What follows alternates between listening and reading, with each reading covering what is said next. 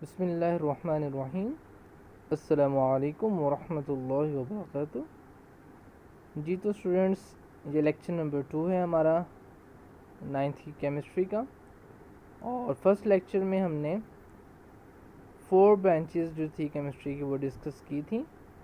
और इस लेक्चर में हम नेक्स्ट 4 ब्रांचेस जो हैं जो आपकी बुक में दी गई हैं उनको डिस्कस कर रहे हैं। तो चलिए ये बुक की जाना बढ़ते हैं। और इससे पहले इसको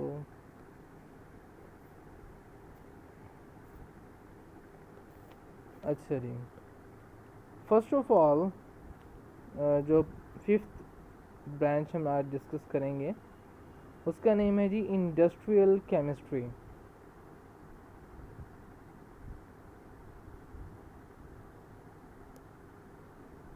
the branch of chemistry that deals with the manufacturing of chemical compounds on commercial scale is called industrial chemistry। ठीक है जी, ये इसकी डेफिनेशन है बेसिकली कि ऐसी जो केमिस्ट्री की शाख है, ये ब्रांच शाख, ठीक है, अगर हम उर्दू के हवाले से देखें तो उर्दू मीडियम्स के हवाले से, that deal with the manufacturing of chemical compounds, जिसमें कि हम मैन्युफैक्चरिंग देखते हैं कि ये कैसे बनते हैं chemical compound on commercial scale, तजारती बुनियाद पे। तो इज़ कॉल्ड इंडस्ट्रियल केमिस्ट्री। तो उसे हम क्या कहते हैं? इंडस्ट्रियल केमिस्ट्री कहते हैं। It deals with the manufacturing of basic chemical such as oxygen, chlorine, ammonia, caustic soda, nitric acid and sulphuric acid. कहते हैं कि ये जो है मैन्युफैक्चरिंग को डिस्कस करती है किस किस के basic chemical such as oxygen को, क्लोरीन को, ammonia, caustic soda, nitric acid and sulphuric acid. These chemicals provide the raw material of many other industries such as fertilizer, soap, textiles, agriculture products, paints and paper, etc. etc. तो ये वाली जो चीज़ें हैं जो आपको पहले बताई उसने, ऑक्सीजन, क्लोरीन, इससे जो है हमें क्या मिलता है? रॉ मटेरियल प्रोवाइड करती हैं किस चीज़ के लिए? इंडस्ट्रीज़ के लिए। अब जैसे आप देखें कि ऑक्सीजन है, तो ऑक्सीजन जो है वो किस किस काम आती है? इसमें प्लास्टिक जो है उसमें इंडस्ट्री में भी यूज़ होती है, ठीक है जी। तो इसके अलावा टेक्सटाइल इंडस्ट्री में भी यूज़ हो सकती है। और इसके अलावा जो क्लोरीन है, क्लोरीन का काम ये होता है कि ये जरासीम कोश है, जरासीम को ख़त्म करती है। तो ये जो है पेस्टिसाइड्स में और एग्रीकल्चर प्रोडक्ट्स में इसका यूज़ होता है। उसके बाद अगर हम अमोनिया को डिस्कस करें तो अमोनिया जो है वो भी प्लास्टिक फॉर्मेशन में मदद देती है, ठीक है। और उसके अलावा कास्टिक सोडा को डिस्कस करें तो कास्टिक सोडा में जो है हमारे पास वो सोप और डिटर्जेंट्स वगैरह जो है उनमें यूज़ होता है। उसके अलावा नाइट्रिक एसिड जो है वो खाद में इस्तेमाल होता है।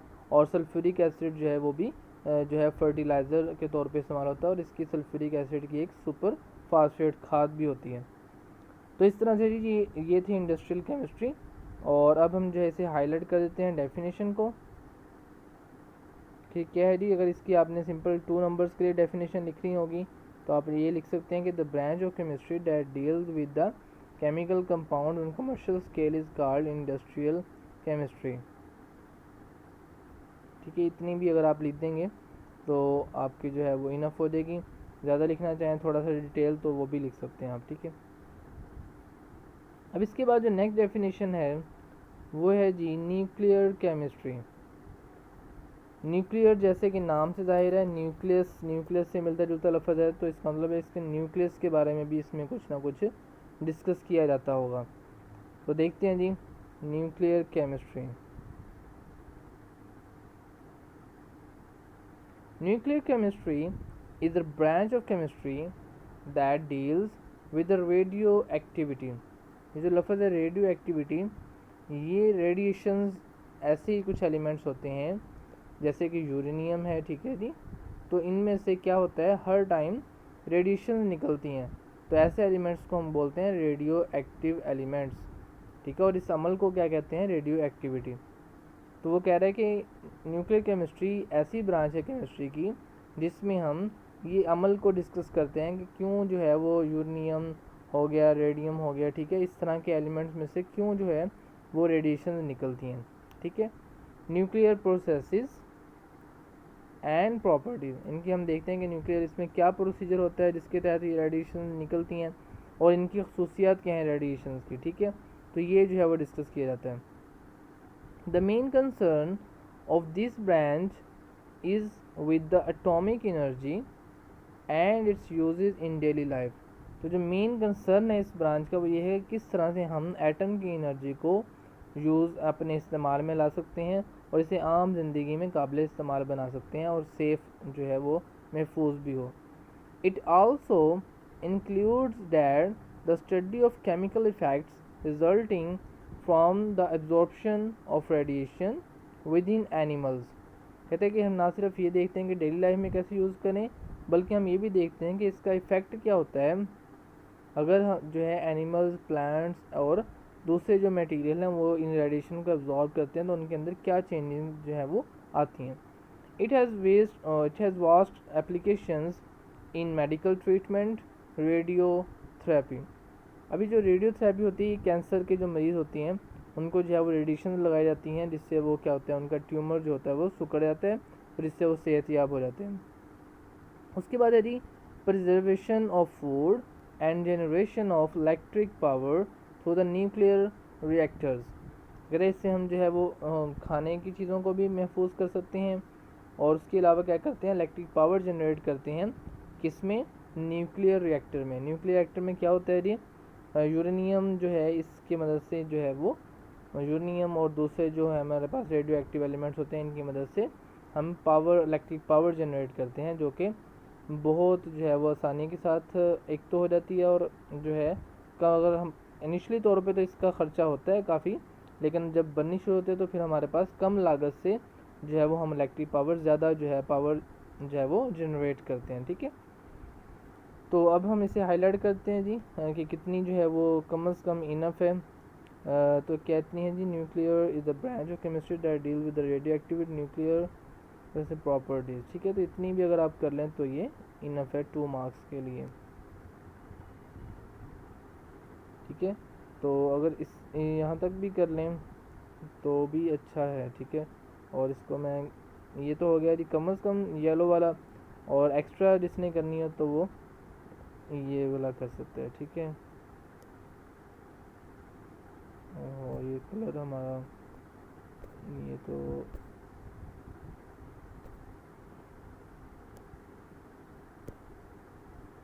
कलर जो है ना वो हमने चेंज कर लेते हैं, चलो ये वाला ठीक है, ठीक है। तो आप ये भी जिसने एक्स्ट्रा करनी है थोड़ी सी वो ये भी कर सकता है ताकि और ज़्यादा अच्छा इफेक्ट हो जाए, ठीक है। और इससे नीचे वाली भी आप लिख सकते हैं, ठीक है। आपको पता हो कि इसकी क्या क्या यूजेस हैं और ताकि बाज़ात हमारे पास जो क्वेश्चन है वो इस तरह भी आ सकता है कि न्यूक्लियर केमिस्ट्री के यूजेस बताएंगे किस ब्रांच की कहाँ कहाँ आप इस्तेमाल होते हैं, ठीक है। तो फिर बाकी पैराग्राफ आपको आता होगा तभी आप लिख सकेंगे। अब हम बढ़ते हैं जनाब नेक्स्ट डेफिनेशन की जानिब जो कि है इन्वायरमेंटल केमिस्ट्री। जैसा कि नाम से ज़ाहिर है इन्वायरमेंट तो माहौल, माहौलियात के बारे में इसमें हम पढ़ेंगे। It is a branch of chemistry in which we study about components of the environment. हम एनवायरनमेंट्स के जो हैं वो कंपोनेंट देखेंगे, हिस्से देखेंगे, and the effect of human activities on the environment. तो इसके अलावा जो है वो ह्यूमन की जो एक्टिविटीज़ हैं उसके जो इफ़ेक्ट हैं, असरात हैं एनवायरनमेंट के ऊपर वो भी डिस्कस करेंगे कि जो हम आजकल इतना ईंधन यूज़ करते हैं और उसका जो है वो क्या क्या इफ़ेक्ट होता है। Environmental chemistry is related to another branch like biology, geology and ecology. तो ये जो है इन्वायरमेंटल जो है वो दूसरी ब्रांचेस से भी जो है वो लिंक है, ठीक है। इसका किस तरह से लिंक है, बायोलॉजी, बायोलॉजी आपको पता है कि ऐसी जो है ये ब्रांच है जिसके अंदर हम जानदार चीज़ों को डिस्कस करते हैं, ठीक है। जियोलॉजी कौन सी होती है, जिसमें हम ज़मीन की साख्त और ये जो है ये हिस्ट्री इसकी ज़मीन की और इसके अंदर होने वाले जो अमल हैं उसको डिस्कस करते हैं। उसके अलावा इकोलॉजी क्या होती है? इकोलॉजी ऐसी जो है वो ब्रांच है जिसके अंदर हम क्या करते हैं, ऑर्गेनिज्म जो है हमारे पास उनके आपस में भी डिस्कस करते हैं और उनके जो है वो दूसरे जो चीज़ें हैं उनके साथ भी देखते हैं कि जो हमारे पास उनके साथ क्या ताल्लुक़ है उसका। उसके बाद है जी सॉइल एंड वाटर, तो पानी जो मिट्टी है और पानी जो है इसके साथ इसका ताल्लुक़ है इन्वायरमेंटल केमिस्ट्री का। The knowledge of chemical processes taking place in environment is necessary for its improvement and protection against pollution. तो कहता है कि हमें नॉलेज होना चाहिए इन्वायरमेंट का ताकि हम जो है वो इम्प्रूवमेंट कर सकें हम अपने माहौल को, ठीक है जी, और पोल्यूशन से जो है वो बचा सकें। उसके बाद हमारी जो, अच्छा इसको हाईलाइट पहले कर लेते हैं कि आप कितनी जो है वो इनफ है। तो आप कितनी करेंगे जी? It is the branch of chemistry deal with the components of environment and the effect of human activities on the environment. तो इतनी भी आप जो है वो कर लें तो 2 मार्क्स के लिए ठीक है। इसके बाद जनाब नेक्स्ट हम मूव करते हैं, लास्ट है आज की हमारी ये एनालिटिकल केमिस्ट्री। जैसे कि नाम से ज़ाहिर है एनालिटिकल तज्जिया, ठीक है, तो इसमें हम क्या करेंगे, तज्जियाती केमिस्ट्री की एक शाख है, इसमें हम तज्जिया करेंगे, ठीक है। किस चीज़ का तज्जिया करेंगे जी? केमिकल जो सब्सटेंस है हमारा उसका। तो जी analytical chemistry is a branch of chemistry that deals with separation and analysis of a sample to identify its components। तो ये ऐसी शाखा है जिसके अंदर क्या हम करते हैं, सेपरेशन कहते हैं अलग अलग करने को। हम इसमें से क्या करते हैं, चीज़ों को जो इसके अज्जा होते हैं जिनसे मिलके ये कोई भी चीज़ जो सब्सटेंस बना होता है उसको हम पहले सेपरेट करते हैं और फिर उसका एनालिसिस करते हैं कि इसके अंदर क्या क्या चीज़ें हैं, ठीक है जी। पहले हम उसे अलग अलग करेंगे, जब अलग हो रहेंगे तो हम देखते हैं कि किन किन चीज़ों से ये वाली चीज़, कोई भी सब्सटेंस है, कोई भी चीज़ है, तो वो किन किन चीज़ों से मिलके बनी है, उसके कौन कौन से हमारे पास कंपोनेंट्स हैं, ठीक है जी। The separation is carried out prior to qualitative and quantitative analysis, ठीक है जी। तो सेपरेशन जो होती है उसके बाद हम क्या करते हैं, इसका क्वालिटेटिव एंड क्वांटिटेटिव एनालिसिस करते हैं। अब जो क्वालिटेटिव एनालिसिस और क्वांटिटेटिव एनालिसिस है इसका भी डेफिनेशन आपको आनी चाहिए। इसमें क्या होता है जी, qualitative analysis provides the identity of a substance. तो हम फिर आपको ब्रैकेट में लिखा नज़र आ रहा होगा, कंपोजिशन ऑफ केमिकल स्पीशीज़। तो क्वालिटी के अंदर हमें क्या पता चलता है कि ये जो है किन किन चीज़ों से मिलके बना है, ठीक हो गया। On the other hand quantitative analysis determines the amount of each component present in the sample। तो अगर हम सिंपली देखें तो क्वालिटेटिव में पता चलता है कि किन चीज़ों से बना है, और क्वांटिटेटिव क्वांटिटी मिकदार इसका मतलब है, तो इससे पता चलता है कि उसकी जो चीज़ से मिलके बना है कितनी कितनी मिकदारें मिलके ये चीज़ बनाई है, ठीक है, समझ आ गई। हमने क्वालिटेटिव में क्या किया, देखा कि किन किन से बना है, और क्वांटिटेटिव में हमने ये देखा कि कितनी कितनी वो चीज़ें थी जिनसे मिलके ये बना है। उसके बाद है the hence in this branch different techniques and instruments used for analysis are studied. तो इस ब्रांच में हम डिफरेंट जो तरीक़ेकार हैं और जो आलात हैं उसके बारे में भी पढ़ते हैं। आलात कौन से जी? जो उनको सेपरेट करते हैं, उसके अज्जा को सेपरेट करने के बाद फिर ऐसे इंस्ट्रूमेंट्स हैं जो उसका तज्जिया करते हैं कि ये वाली जो एटम है, ये वाला मॉलिक्यूल है, ठीक है, और ये वाला एलिमेंट है ये कौन सा है, कितनी मिकदार में है, ये सारी चीज़ें। The scope of this branch covers food, water, environmental and clinical analysis. कहते हैं कि इसके जो है हमें फूड के बारे में पता चलता है, वाटर के इसके पता चलता है, और इन्वायरमेंट के बारे में पता चलता है, और लास्ट में जो लिखा हुआ है क्लिनिकल एनालिसिस, इसमें क्या होता है कि इंसानी जिस्म के अंदर जो अज्जा हैं उनके बारे में पता चलता है कि इंसानी जिस्म के अंदर कौन कौन से अज्जा से मिलकर कौन कौन सा जो जुज़ बना है। तो ये जो क्लिनिकल एनालिसिस है इससे हमें जो है वो मेडिसिन इंडस्ट्री को भी बड़ा फ़ायदा होता है कि जिस तरह हम कोई गोली खाते हैं तो वो उसी जगह पे जाके हिट करती है और जहाँ पे हमारे जो है पेन हो रही होती है तो उसके अंदर फिर ऐसे जो है वो अज्जा डाले जाते हैं जिसकी हमारे बॉडी पार्ट में उस हिस्से को ज़रूरत होती है। तो जी यहाँ तक था हमारा आज का लेक्चर। अच्छा, हम जो है अभी इसको भी हाईलाइट कर देते हैं कि एनालिटिकल केमिस्ट्री की कितनी की डेफिनेशन जो है वो कम से कम ज़रूरी है जी। यहाँ तक कर लें एनालिटिकल केमिस्ट्री की, उसके बाद क्वालिटेटिव एनालिसिस की यहाँ से यहाँ तक, ठीक है जी। क्वालिटेटिव एनालिसिस का पता होना चाहिए आपको। उसके बाद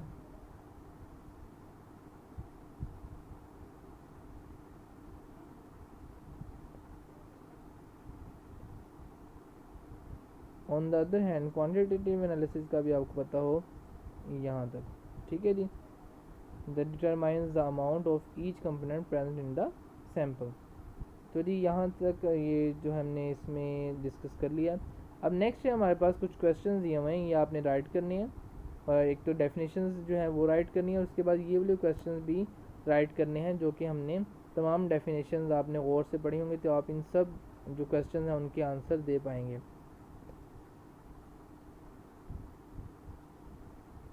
देखिए पहले पूछता है कि in which branch of chemistry behaviour of gas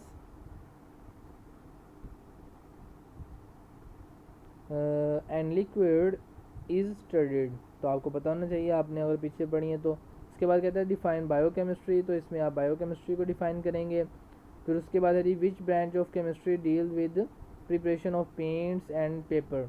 तो आप देखें कि आपने किस ब्रांच के अंदर डिस्कस किया है। आज ही हमने डिस्कस किया है इंडस्ट्रियल केमिस्ट्री के अंदर, ठीक है।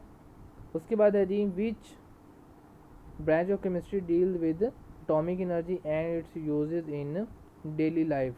तो एटॉमिक एनर्जी हमने किस में पढ़ा था, न्यूक्लियर केमिस्ट्री में। तो आप बताएंगे जी न्यूक्लियर केमिस्ट्री वही डिस्कस, ठीक है।